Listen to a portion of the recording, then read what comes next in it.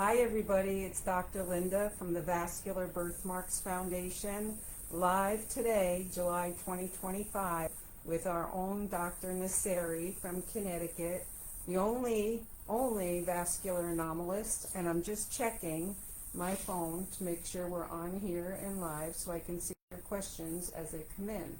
I'm doing it a little early today because we had so many people sign in and say that they wanted to ask questions. Yes, here we are. Great. Oh, we already have some people.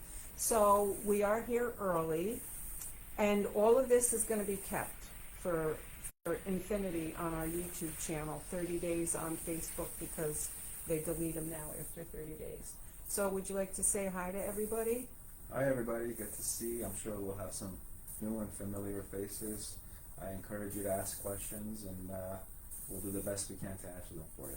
And we're on a little early, so I know there's some people jumping on right now, so that's great.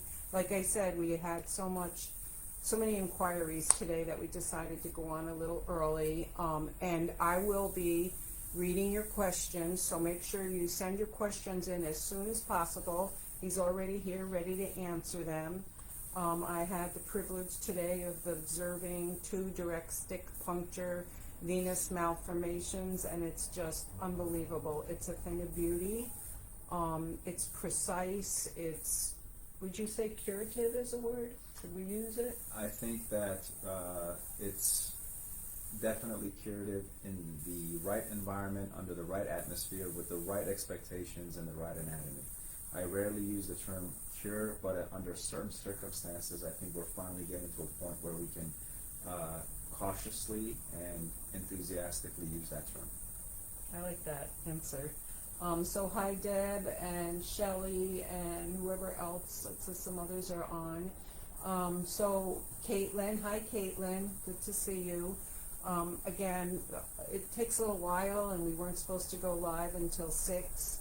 So we have like 7 minutes, but we decided to come on early because we have so many patients that are interested in asking Dr. Nassiri questions. Hello, hi Shelly. And so Dr. Nassiri, why don't you explain a little bit about the type of vascular anomalies that you treat?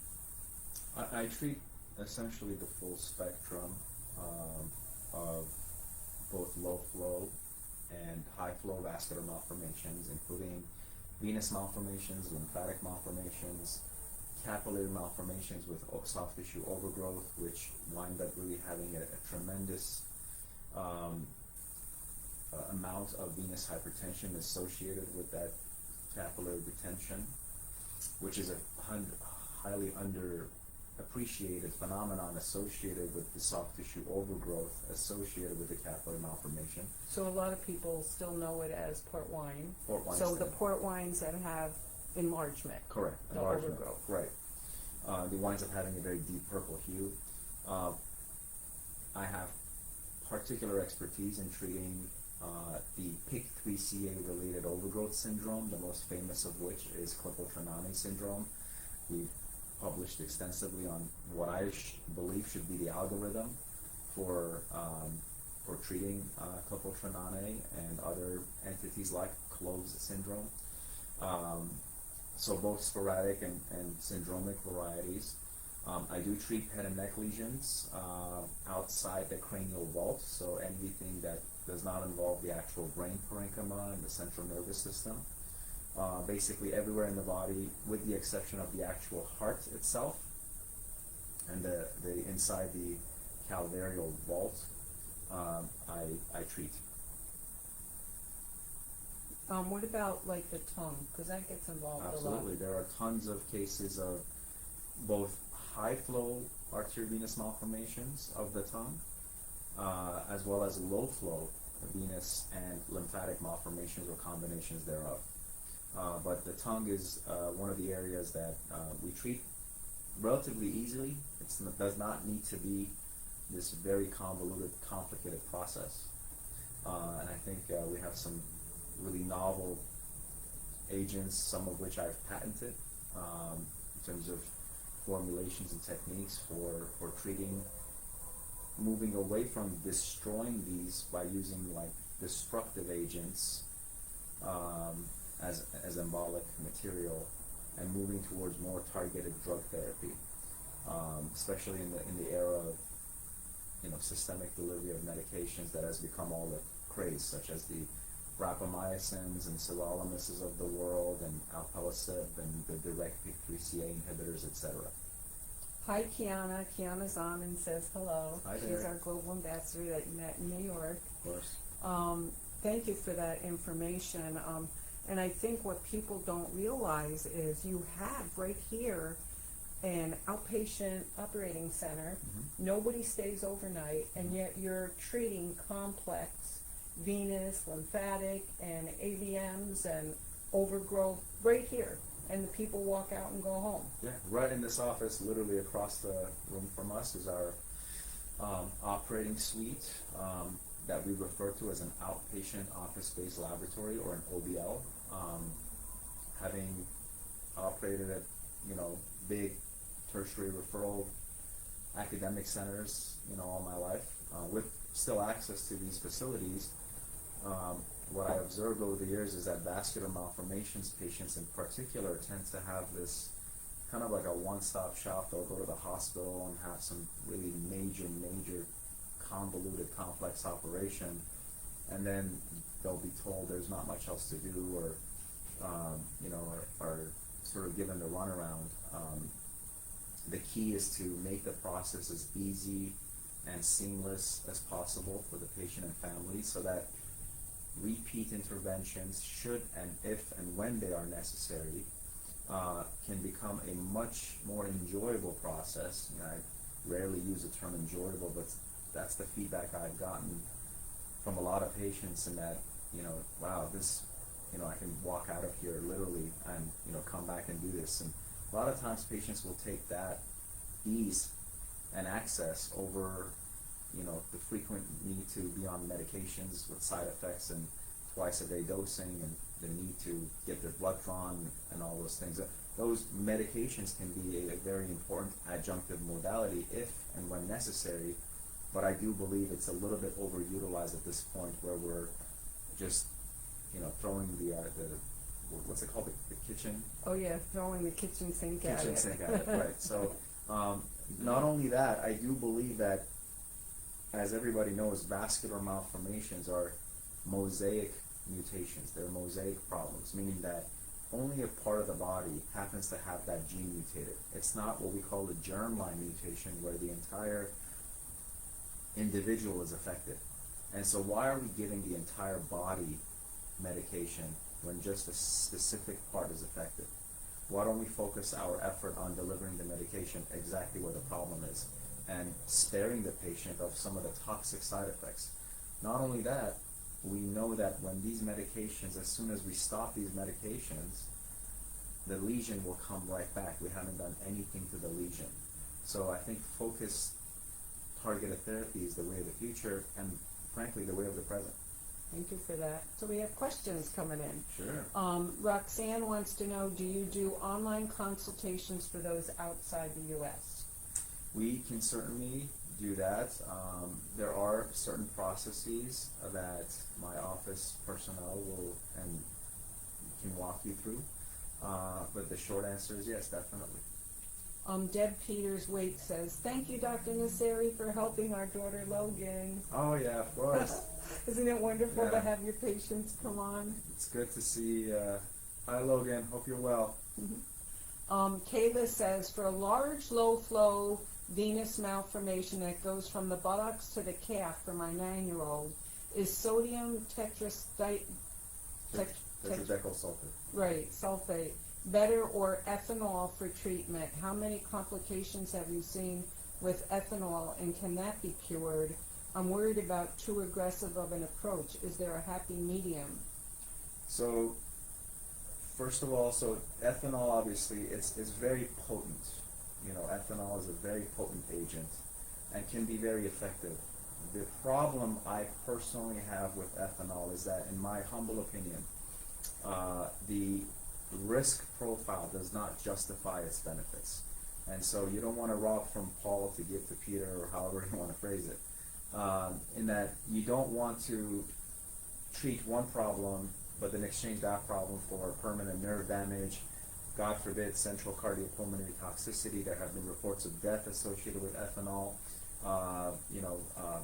things like that. So I, in my personal practice, do not at all use ethanol. STS is a detergent-like compound. It's a fairly kind of run-of-the-mill compound that's used. But my recommendation would be for you to talk to somebody like myself. There's a whole slew of different agents that are brand new that don't have any of the issues pertaining to all the aforementioned medications that are much more safe, effective, frankly, and readily repeatable, if you will, from a repeat intervention standpoint.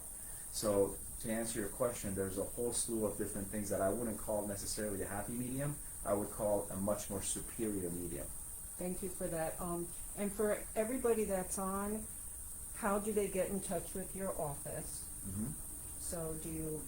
There's you can either, email us through the Vascular Birthmark Foundation. Dr. Linda and team have done a phenomenal job of putting us in touch. You can also find me online at the Vascular Care Group. You can reach our office. I'm happy to share my contact information. She just gave That's it, very so nice Pam of you. just You can call our offices. I have 2 offices in Connecticut, and my group has a bunch of offices in Massachusetts and Maine, but ultimately all the malformation inquiries and consultations will be funneled towards me. Okay, so Arlene writes a question, but I think she thinks you're doing laser like a port wine. She said, do they need to be put to sleep for laser? She's 3, but you don't treat I don't treat regular run-of-the-mill port wine stains because we have so many good colleagues in dermatology, such as Dr. Geronimus and some of the other folks that Dr. Linda, with whom she works. And so I will allow them to really provide expertise in that arena. However, for port wine stains that are associated with soft tissue overgrowth and growth of the stagnant capillary venous channels, I would be happy to see patients and work with them and explain to them that what they've been told and that there's really nothing else left to do for that, that's not true. Thank you for that. And those of you that are just logging on, because we did jump on a little earlier, you can go back and watch this afterwards and catch the beginning where he talks about, like you just did, the different agents that can be used for treating and so forth. So there is a lot of valuable information that he gave out within the last 10 minutes that we've been on.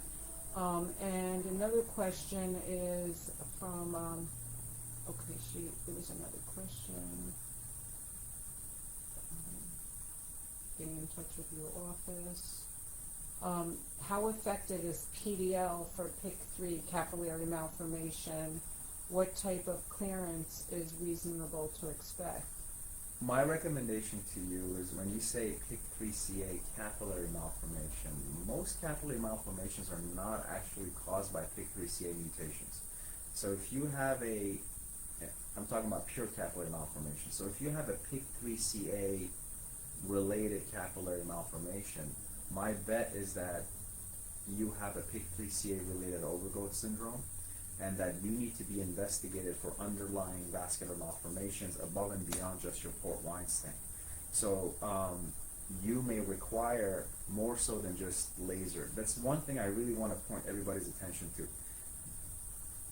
Please don't think that just because you have this conspicuous lesion on the skin that's all there is, and so that you need to see a dermatologist and get it cleared up.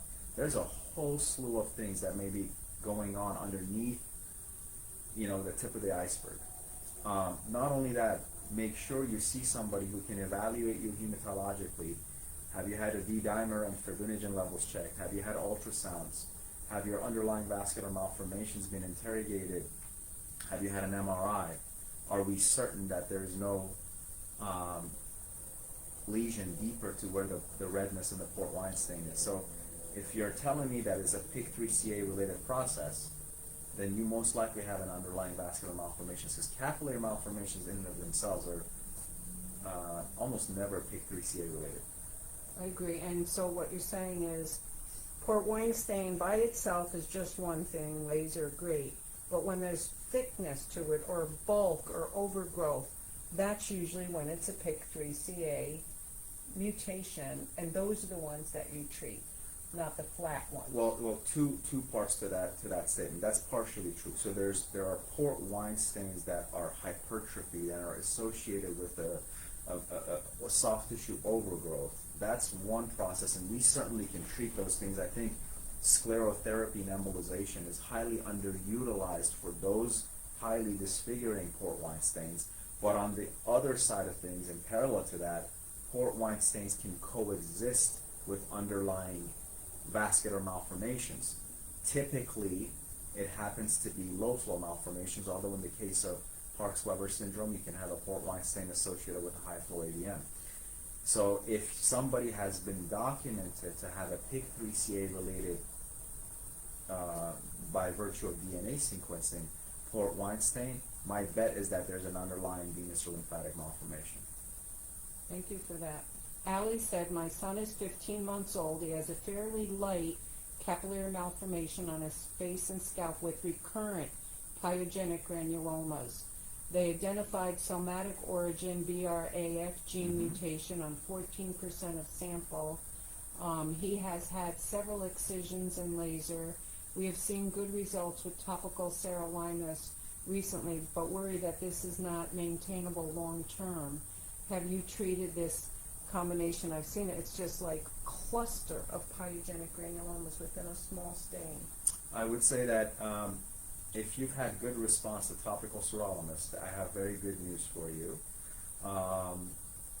It depends on, I don't have the pictures, but we don't need to continue to just, again, topically administer this. There are other things that can be done that allows the mTOR inhibitor to reside within the lesion. I believe I'm the only one in the world that's doing targeted drug delivery of that sort, and have a patent pending formulation, and there's a publication to that avail that the Vascular Birthmark Foundation has access to, and I guess we'll be happy to share that with you all. But the fact that you're responding to topical mTOR inhibitors is a good signal that the granulomatous portions of the lesion are actually responding to an mTOR inhibitor, and that there may be an opportunity to enhance that receptivity of the lesion to the mTOR inhibitor. Thank you for that. Hi, Mary. Mary Stevens says hi. I have an almost 14-year-old. I showed you her daughter's picture today with the facial venous malformation. Yes, of that course. was treated by Alamari. Been in touch with me for 10 years. We've tried sclerotherapy with ethanol and bleomycin, sirolimus, compression YAG laser. She went off all treatments for 4 years, but it has really ramped up in the last year. Obviously, she's a teenager now. And the phlebolysts are really causing her some pain, and her D-dimer is off the chart. She's been on sirolimus for a year now, and I'm not impressed. I'm really excited about these new techniques you're using, and we are hoping that you can be the answer to my daughter's prayers of this going away. I would say that please make sure hematologically you're being managed. I do all my own sort of hematologic evaluation, to D-dimer and fibrinogen monitoring. Whenever you have phlebolyts, that's telling you that the lesion is very aggressive, that the body is aggressively trying to clot the lesion off. By virtue of doing that, it's utilizing coagulation factors. So it's like a tug of war, sort of clot, declot cascade. The body's hematologic clotting processes are exhausted, and as such, you wind up being more prone to bleeding. So you have to be placed on anticoagulation in order to prevent you from bleeding counterintuitively if you follow me. Furthermore, I think I hear you on the bleomycin and the ethanol scenario. I do again have very good results with actually using molecular antagonization through embolization. So think of it as sclerotherapy, but not just with something like ethanol that irritates, but with actual medication, especially in sensitive areas such as the head and neck. And then really understanding the importance of, and probably in a case like this, I've been able to take a lot of patients off systemic mTOR inhibitor, systemic sirolimus, systemic alpelisib, and some of these other agents. I would reserve those for truly life-threatening situations for which there's really no other response. Aside from that, we can actually take medication and deliver it vis-a-vis sclerotherapy right where the problem is. And the other thing about myself is that I'm both an interventionalist and a surgeon, and that combination rarely exists. It's extremely rare. So, we don't need to exhaust one treatment modality just because it's what my specialty is. We can offer the right treatment for the right patient and then use combination. So be it medical, interventional, surgical, ultrasonographic, hematologic, all of that is available to the patients. And I think we need to tailor the therapy to each patient and what the goals and expectations are. Thank you, and I think there's an important point here, and that is, when you see an interventional radiologist, he's going to do interventional work. Correct. When you see a dermatologist, he's going to do laser or something topical. Correct. When you see a hematologist, it's going to be drug therapy. And that's why it's so important to have someone who's fully comprehensive, because there may be better treatments outside their discipline, and they're not going to be aware of it because they're focused on their own discipline. Correct. That and to let everyone know that's on, Dr. Nassiri will have his ultrasound clinic at our conference this year. He will have his own dedicated clinic on Friday. We'll have 2 ultrasound rooms, dental, Sturge Weber, everything.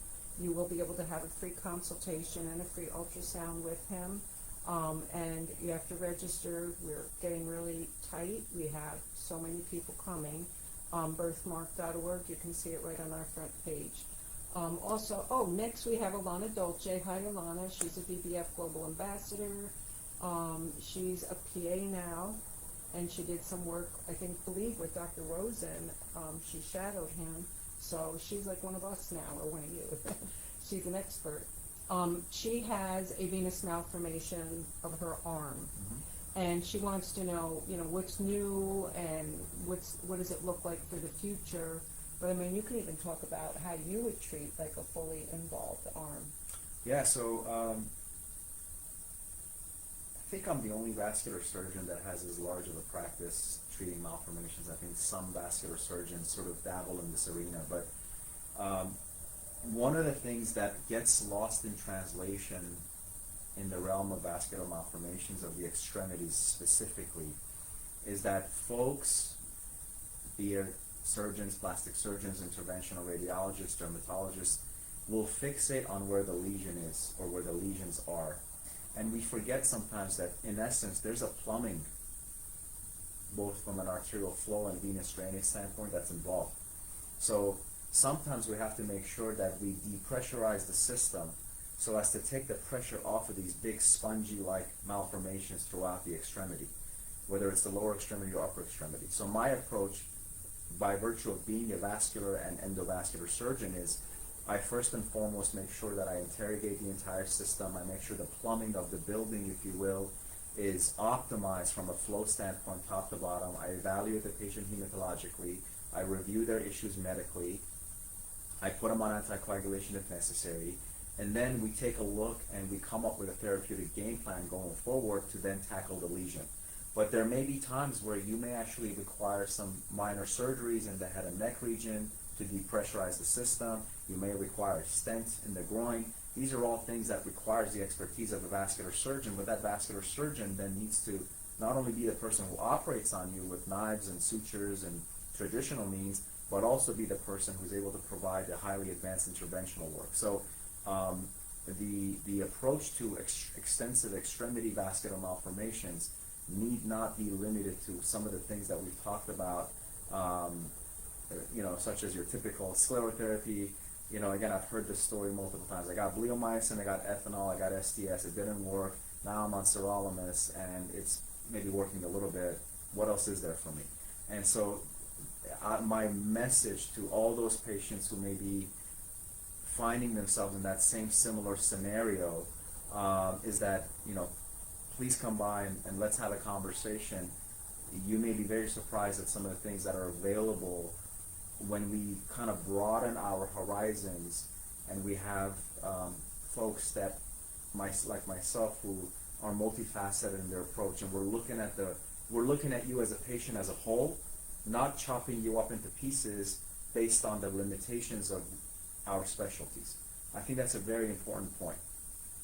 And also, I think it's important that you have a patented solution that you use. Well, several Yeah. patent pending solutions. I have a patent pending approach to treating low flow vascular malformations that steers away from toxic compounds like ethanol and STS. Although I use STS sporadically and episodically, I'm not saying it's a bad thing. What I'm saying is that we've come a much longer way now. We're much more sophisticated in terms of what we're able to offer. So it does require tailoring the therapy to the patient, and so please don't take at face value when you're told, well, systemic drugs, the alpelisibs and the sirolimuses, that's all you got, that's your only option. I would inquire further. Please come by, and I'd be happy to see you in consultation. And again, Alana, he'll be at our clinic in October if you want to stop. Sign up and come and see him. Kayla says, thank you very much. I'm based out of Arizona and we currently fly to Ohio. I'd like to telehealth if possible. I'll be in touch, so that's great. Looking forward to it. Okay, one more. Alana, my D-dimer, the one that has the full arm, her D-dimer is super high as well. I'm not on sirolimus, but I've had 24 sclerotherapies with STS and bleo. Be careful with the elevated D-dimers. Please make sure that's being monitored. Make sure your fibrinogen levels are also being monitored. Please make sure you're on anticoagulation. That's absolutely true. And I would say in your case with the upper extremity, make sure you've been ruled out for venous thoracic outlets. I bet you probably haven't even heard of that. Make sure that someone has done an intravascular ultrasound interrogation of your subclavian vein. Make sure the space between your clavicle and your first rib, where your vein is draining that particular extremity, has been evaluated by an expert vascular surgeon who can then delineate exactly whether or not there's compression pathology going on there. If that's the case, that needs to be alleviated because that's putting a lot of pressure on your vein. So you can inject all the ethanols and bleomycins in the world into the lesion, but if the plumbing of the axial plumbing of the system, the main pipe that drains your arm, is not aligned properly, all those things are going to be futile.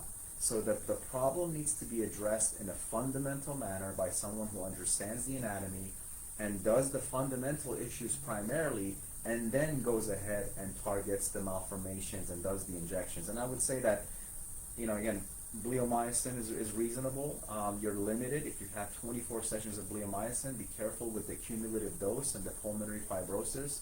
Ethanol, especially in the upper extremity, can be quite toxic. Again, I personally do not use ethanol.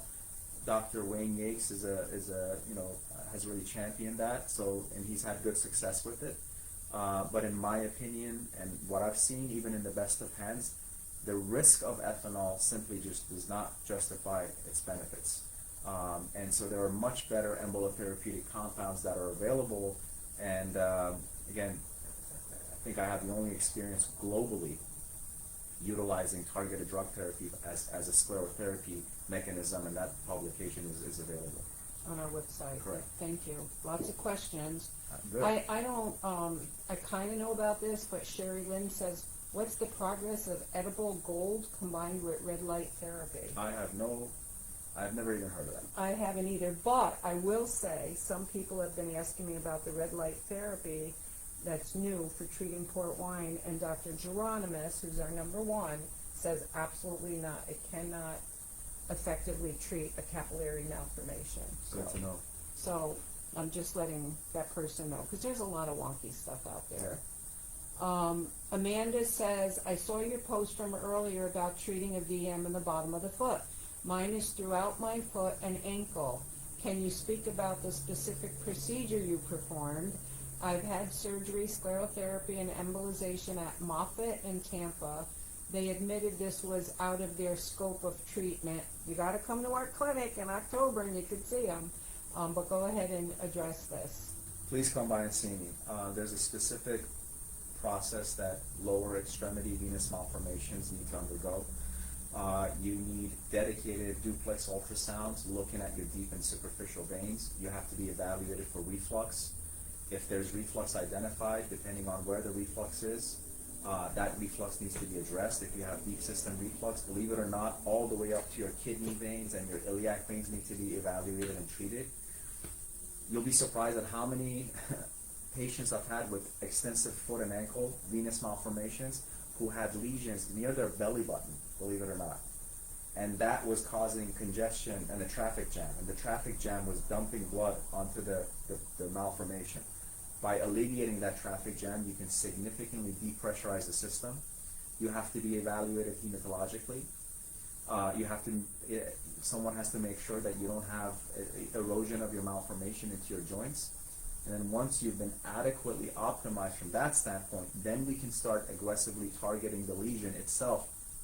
Again, utilizing minimally toxic agents that are not prone to sort of recurrence, and we can come up with a sort of tailored game plan. But there's a method to the madness. There's a rhyme and reason and an algorithmic approach to treating these things that has to be followed. And unfortunately, because there aren't too many vascular surgeons who are experts in this arena, many of those underlying fundamental vascular surgical issues do not get followed, and most folks don't even know about some of these things, and I know that firsthand.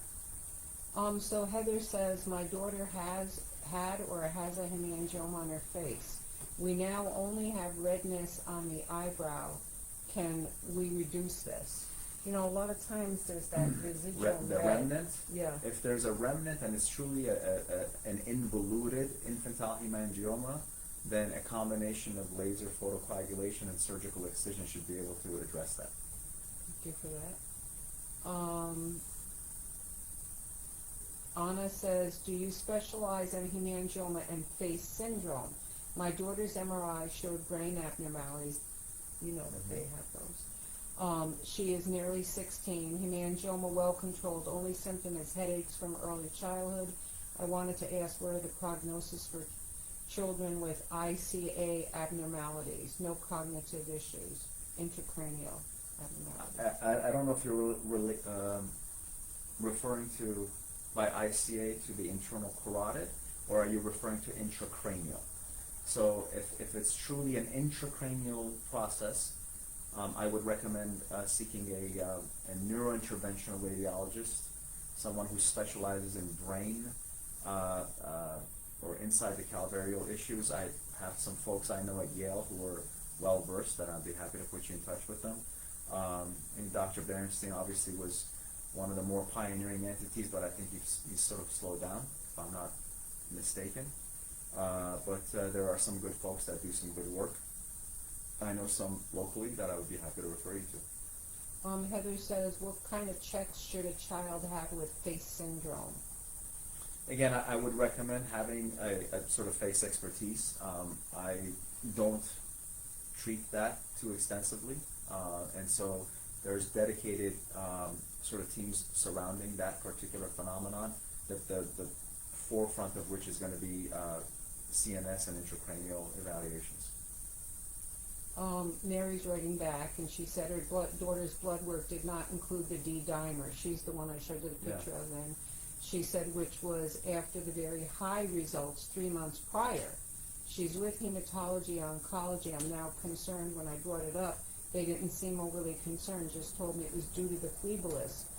What was the word that started with an F that you said also needs to be checked? Yep, so a high D-dimer is concerning. I think your concern is justified. Make sure you're on anticoagulation, and please make sure your fibrinogen levels are evaluated. If your fibrinogen levels are low, that's concerning. Okay, so that's the F word was fibrinogen. Okay. not yet human study, but successful in animal studies, not wonky. Sorry, Sherry, that I said wonky, but I showed it to Dr. Geronimus, and he said this will never work on a capillary malformation because red light isn't selected for hemoglobin. That's the only reason that he said this is not going to work. But, you know, new things come out every day, so we can, you know, celebrate that. Oh, yep, thank you for reminding me. Everybody, this is our 100th VBF Facebook Live, and you're the one that we're doing it with, awesome. So it's great. We've had over 240,000 hours of views of these since I started this back in January of 2017, and no charity in the world does these every month with experts where patients can actually ask them direct questions. So, okay. Cheryl said she's at the University of Chicago. Okay. She might be answering someone else. Oops. Looks like, Kiana, because I know you're on. If I'm missing any questions, sometimes they don't come through. Cut and paste them again so that I can see them, because I feel like I'm caught up with questions, but I think there might be some that I missed. And I don't know. And if they're not on my phone, I can't scroll on the laptop that we're using. So, Alana, we're always in New York. It's always in New York, so you can register for our super clinic in October in New York City. We still have some free hotel rooms. Everybody who registers gets one night free. Dr. Nassiri's ultrasound clinic will be on Friday morning, along with our Sturge-Weber syndrome assessment clinic and our dental clinic. And we're adding this year, for the first time, a glaucoma pre-check. So that will also be on Friday. Then the talks will be over at NYU, where Dr. Nassiri will be presenting some pretty impressive cases that he's been doing with his new technique. So that's another reason to come, because these are so new that he's presenting to us these cases, and you get to see, you know, other other outcomes in these talks. So it's very important to sign up before we're all out of free lodging or spaces. So Dr. Cohen is on. Hi, buddy. Hi, Dr. Cohen. He wants to know if you're using topical sirolimus for pyogenic granulomas. Something better than topical. How about intralesional? One and done? Potentially, depending on the extent, because we have to be gentle with how much dose we give at one given point. This is true. There's a life limit, right? Yep. Hi, Anna. She said, thanks. I mean internal carotid artery. Oh, ICA, internal carotid artery. Yeah, so again, if it's a true internal carotid abnormality, it depends on what it is, right? And where there's a portion that separates the extracranial from the intracranial portion. It's called sort of the petrous portion. If it's an extracranial component of the internal carotid artery, then that's well within my spectrum. But if you're talking about intracranial portions of the internal carotid artery before it becomes the middle cerebral artery, then that falls within the scope of practice of a neurosurgeon and a neurosurgical interventionalist. Thank you for that. She also asked if there's anyone in her area, but I don't know where she lives or what part of the world she's from, because I looked back and it's not there. She said any referral. So you have to let us know, because I don't know where you're from.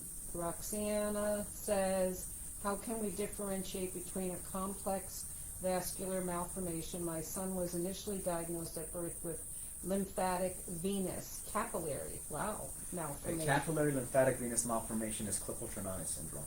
On the right flank of his abdomen, and I've seen those, and closed. No genetic testing was done, no overgrowth in extremities. Yeah, so closed and Klippel-Trenaunay syndrome all fall within the broader spectrum of what we call PIK3CA-related overgrowth syndrome, or PROS. And so even though there's different sort of characteristic things that leads one to have cloves versus KTS, ultimately it doesn't make a difference. You really wind up having to go through the same algorithm. They're all PIK3CA-related overgrowth syndromes. And so what was the question again? No genetic testing. no overgrowth in the extremities.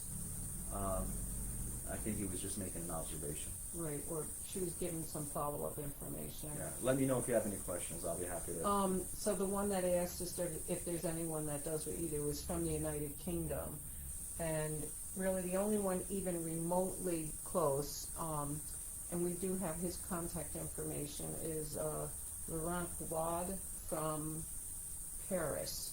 I know he's doing a lot of direct stick.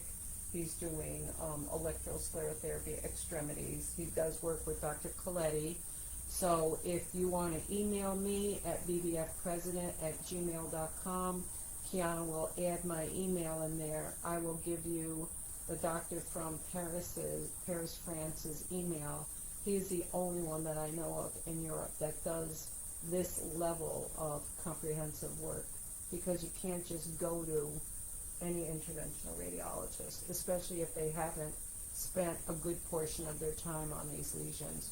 Some of, they could have a practice that does this much of one thing and only this much of vascular knowledge. That's a good point, and I don't want to dissuade anybody, but please make sure that whoever you're seeing has dedicated their career to treatment of vascular malformations and is not someone who just dabbles at it.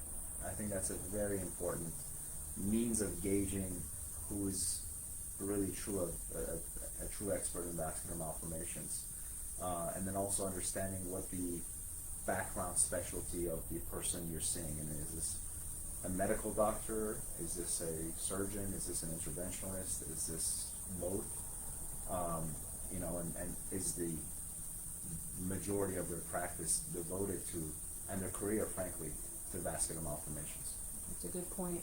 And now is a good time to share that anecdotal comment you made this morning that was so impressive about the woman walking her dog. So tell about that. Actually, I think, if I may, she was on this call.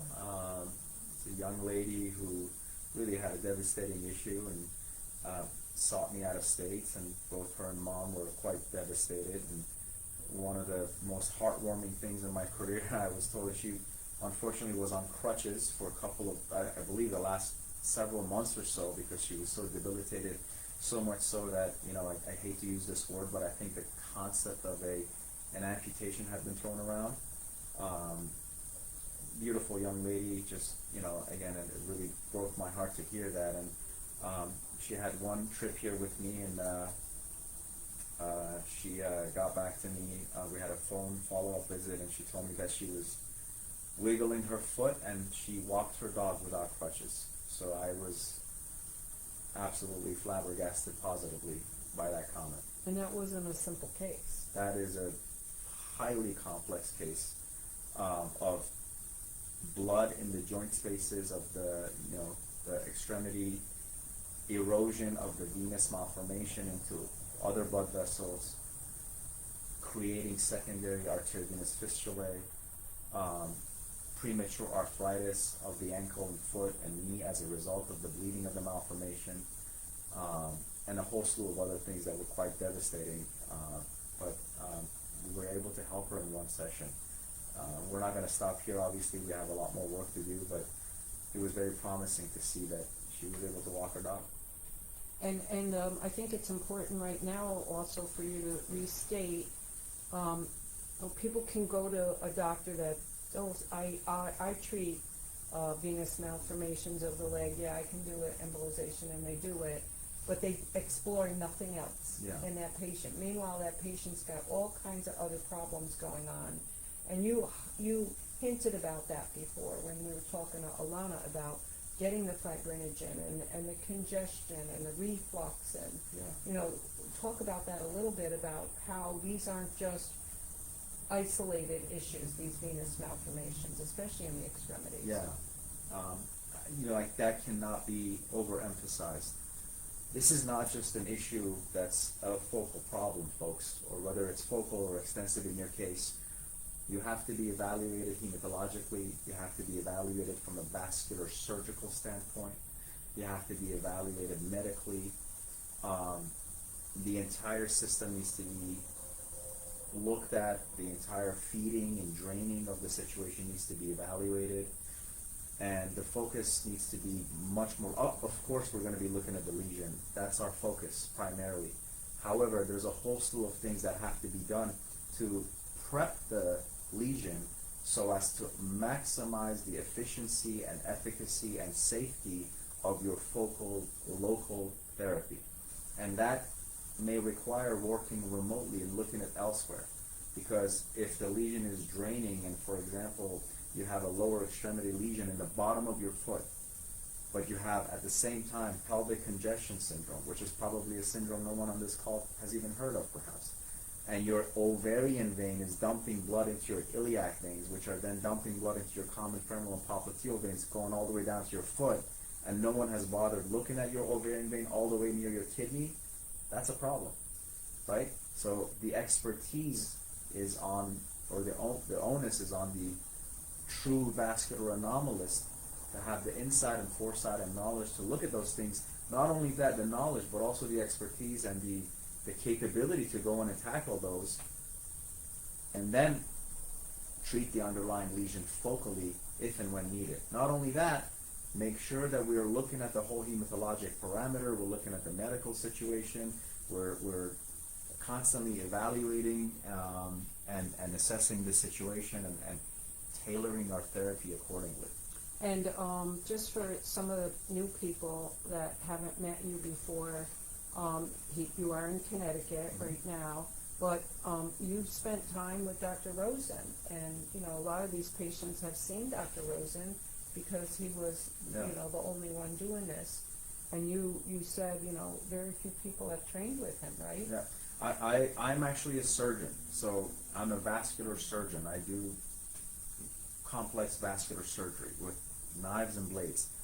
But I was the first integrated trained vascular surgeon in the United States, and I was fortunate enough to come to Lenox Hill Hospital in the late 2000s and basically spent 4 to 5 years with one-on-one with Dr. Rosen, Dr. Berenstein, and Dr. Weiner, and some of these folks that many of you may know.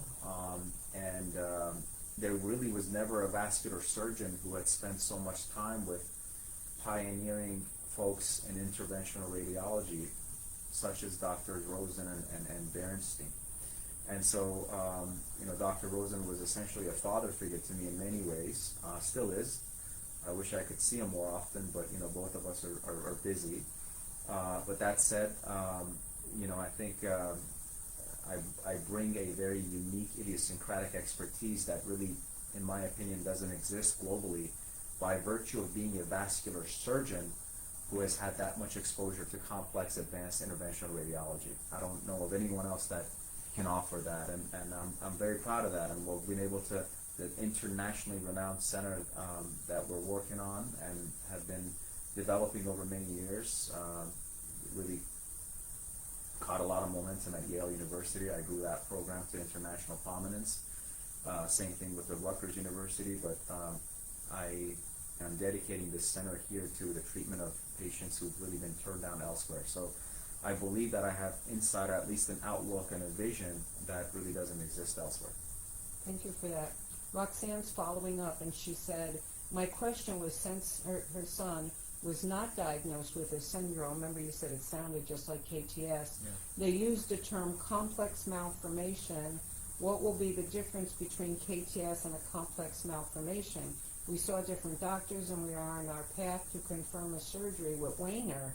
However, I saw your work through VBF, and what drew my attention is that in 2 years of searching with various sclero, with piscinabel, sirolimus, topical oral, none of the multitude of doctors we saw checked his vascular system. Mm-hmm. That's very important. Absolutely. I don't want to go with the surgery option unless I make sure that's the best course of action.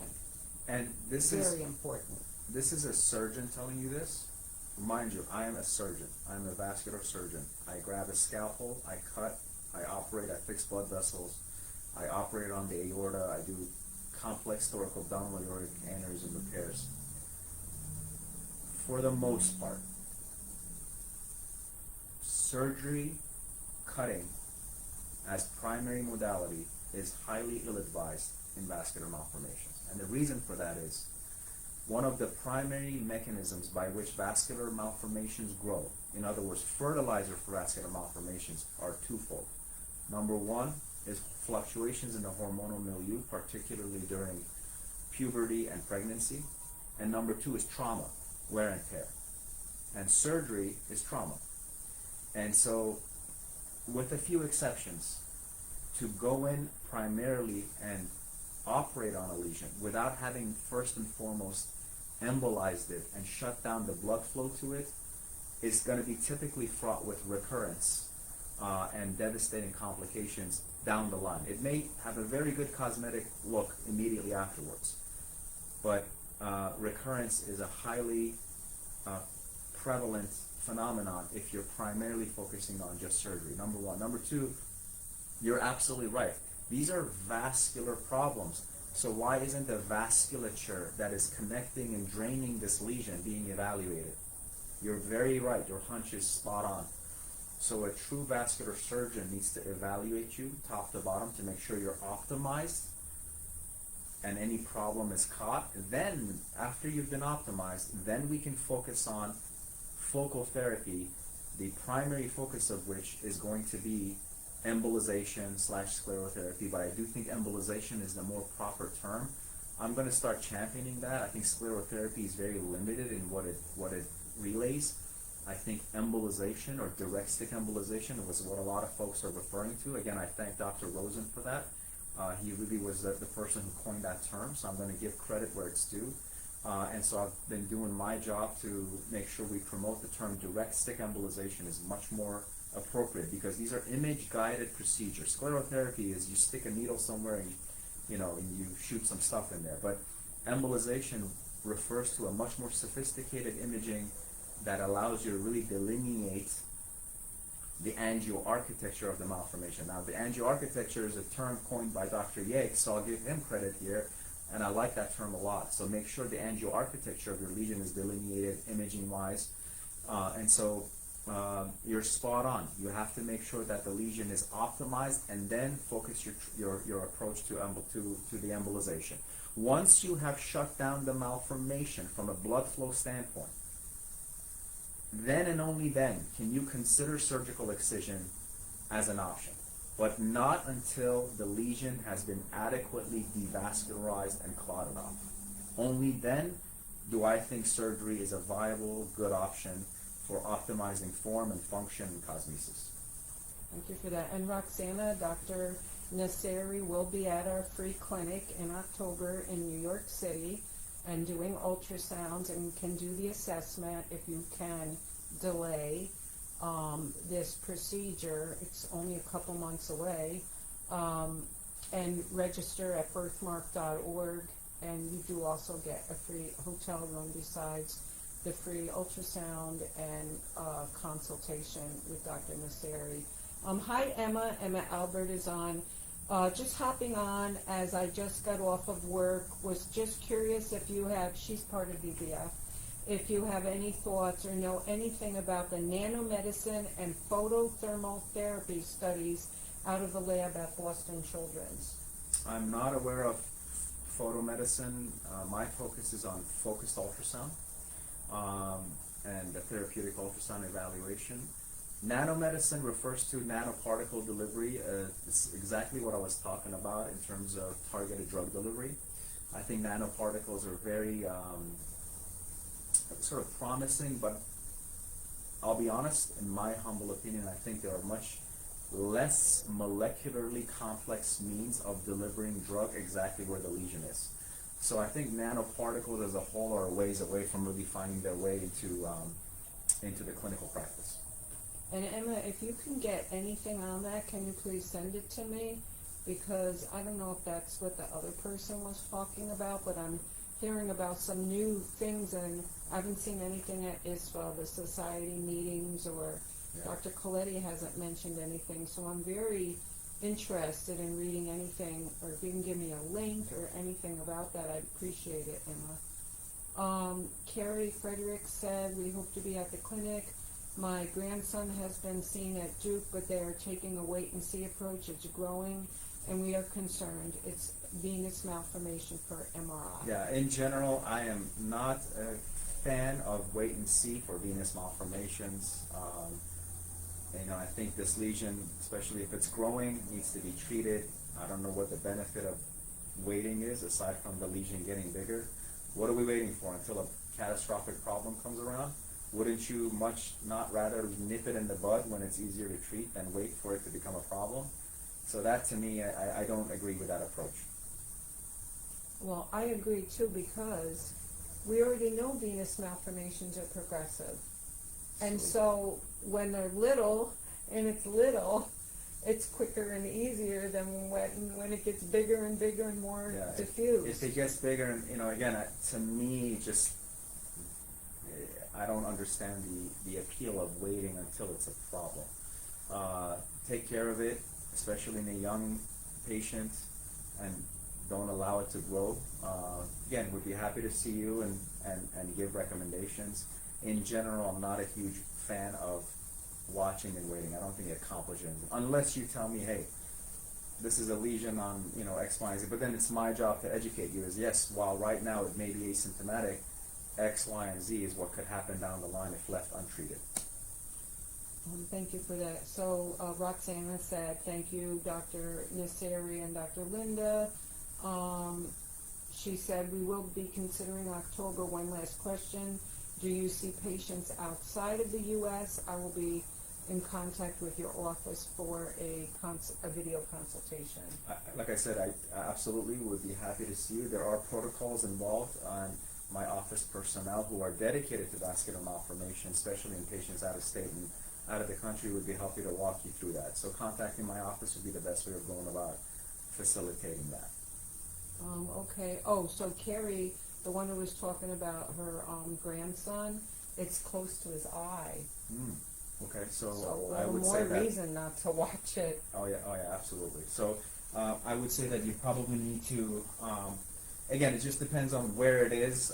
You would have to understand the venous drainage and venous, or the arterial flow and the venous drainage patterns. Just because it's close to the eye doesn't mean that it's not treatable.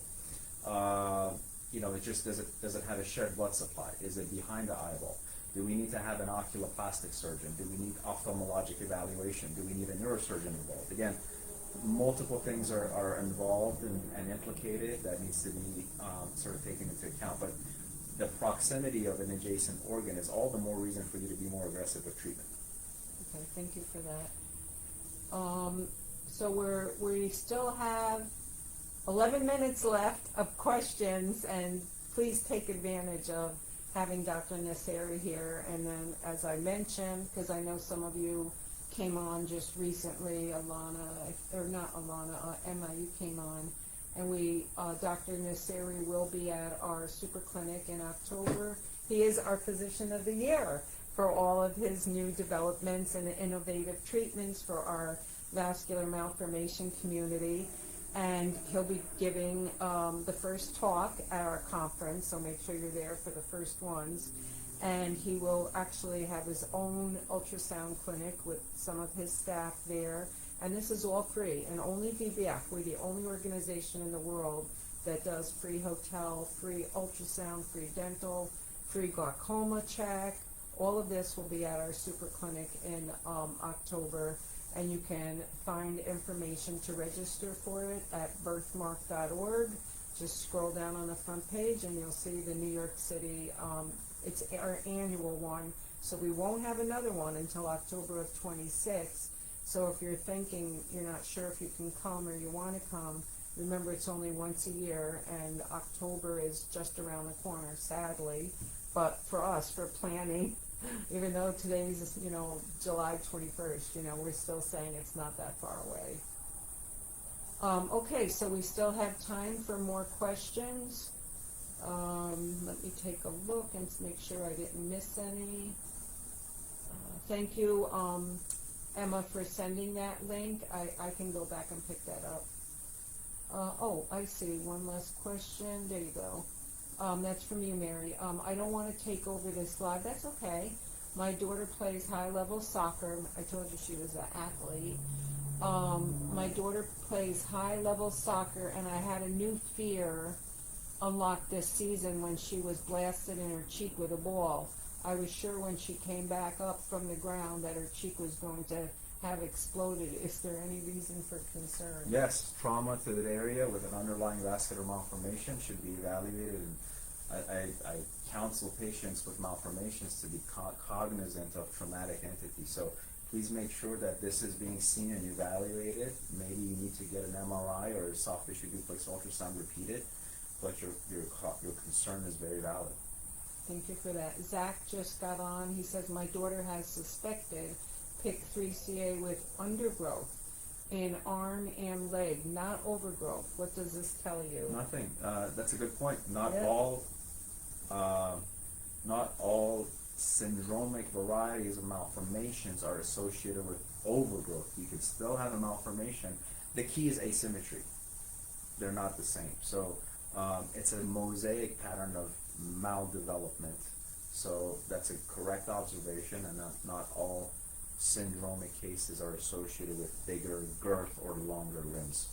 And I mean, I've known this because I've known for years with the KTS patients, you look at them and one leg's overgrown, but then actually you look at it and it's thinner.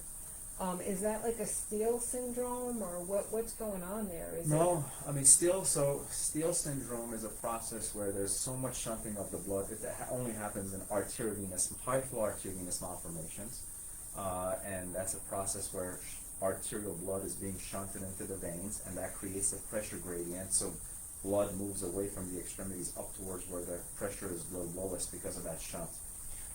So it's not necessarily a Steele phenomenon, but the key again is asymmetry of the extremity as a result of this syndromic sporadic mosaic gene mutation. There's a great question from Sherry Lynn, because I got to see two of them today. Would you discuss success on foot mentioned in video announcement? Because I put that out, that you did. Yeah. And it said, I'm so hopeful for son as it limits his walk daily. Yeah, so again, I think I've really, I don't want to use perfected, but really optimized my approach to treating plantar foot vascular malformations. I have a dedicated approach. The patient from today was someone who came in, and I remember I was telling his mother, we need to go and check his groin and belly. And they're like, well, the lesion is in his foot. Why are we looking at his left hip? And that's where the knowledge of anatomy and understanding the pathophysiology and anatomy and hemodynamics of vasculature by a vascular surgeon comes in handy. Lo and behold, this patient had a very tight narrowing of his iliac vein that had to be stented. I showed Dr. Linda the images. It was more than 80% narrowed. That same patient had, on further questioning, had varices of the scrotum, so there was malformations that were being exacerbated on the sort of the scrotal region. And then today we did a one puncture, single puncture under conscious sedation. Patient is wide awake, just numb the area and go inside with the needle, find exactly where the malformation is under x-ray and ultrasound guidance, and basically deliver an mTOR inhibitor right where the problem was. I think the whole procedure took about 5 minutes. Now he may require a couple of sessions of treatment because I don't like to incapacitate these patients. I don't want to keep them in the hospital bedridden. I don't want to put them on crutches. So I typically get an orthotic, orthopedic fitted, what's called a cam boot, that helps take the pressure a little bit off the foot. Patient wears that for 2 weeks, but he walked out of here, patient was out of state. He was back on the road. I think his case was at 8 a.m. I think we finished at 9:30 a.m. He was on the road. So that's pretty remarkable, And the point is that you don't need to go to these big hospitals and think about general endotracheal anesthesia and overnight stays and all these things. Most of these can be done nice, simple, even for out-of-state patients. My office has an algorithm that we put in for out-of-state patients where we log in 3-4 different sessions within a 7 to 10 day period. We work with you, and then I see you before you leave, and then we talk about the next steps, and we have phone and telehealth visits ongoing thereafter that. And I have folks coming as far as the state of Washington. And once people come here, I have one gentleman who who drives himself from South Florida, and he comes here because he wants to receive care here. Stays here for a week and goes back with friends and family. So we are very familiar with out-of-state patients. And both patients today on the foot were from out-of-state. And they were both remarkable. So we got one more question or two more questions before we go. Sharon says, I was just wondering if a patient has extensive VMs all over the body and is on a blood thinner, which is best, Coumadin or a new blood thinner, and my hemo tried to take me off of my Coumadin and it didn't turn out good. Your thoughts? I don't know what that means, all over. Again, I have to kind of see, I've never seen the malformation, quote, all over the body. Have to define what that is. Have to understand what your parameters are. Generally speaking, nowadays, we don't use Coumadin anymore. A lot of the direct oral agents, such as Xarelto and Eliquis, work very well. So again, I have to understand what that means, that it didn't turn out very well, and I would have to understand what kind of treatment are you undergoing for these lesions all over your body. Just because you're on Coumadin or some sort of blood thinner, that's not the end-all be-all treatment. That's just the bare minimum. We need to understand what else is going on, and then you need to aggressively get your lesions treated. Can you fly after treatment? Yes. Yeah, okay. So the mom that has the little baby boy with the stain with all the multifocal pyogenic granuloma, she said, have you seen complete resolution in patients with CM, recurrent PGs, with your targeted delivery?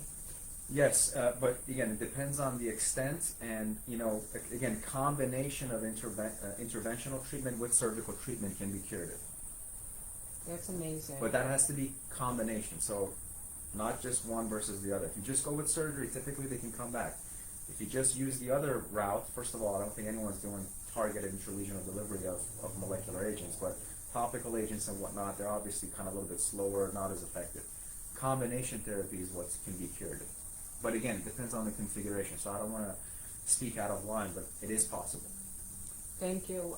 So as we wrap up, again, you can see Dr. Nassiri at our super clinic in October. He'll be doing free ultrasounds and consultations, or you can contact his office. His email, the link for that is in this string, so just go back through all the questions and you'll find it. If you want to do a telehealth with him or come here before that, that's perfectly fine as well.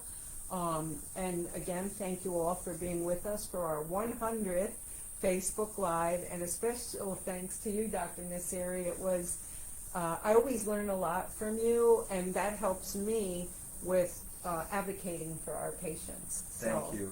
Congratulations and happy birthday to the Vascular Birthmark Foundation. Yes, happy 100th Yeah. Facebook Lives. So thank you all, and hopefully we'll see a lot of you in October. Thank you.